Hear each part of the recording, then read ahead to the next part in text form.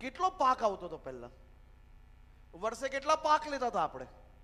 આજથી 24-25 વર્ષ પહેલા કેટલા પાક લેતા હતા આપણે વર્ષે? જરાક જોરથી બોલો, આ લોકોને સંભળાતું નથી. હે?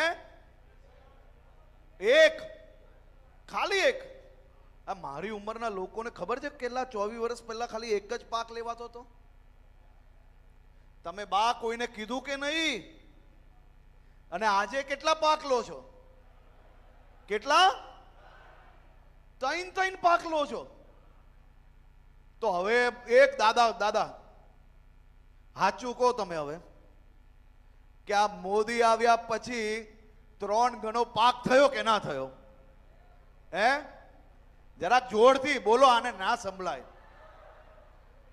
અને આ કોંગ્રેસીઓએ કેટલા વર્ષ રાજ કર્યું એની પહેલા? કેટલા વર્ષ રાજ કર્યું એની પહેલા? કેમ ત્યારે પાક ના વધ્યો? કેમ ત્યારે પાણી ના પહોંચ્યું? હા? કોએ કટકી મારી?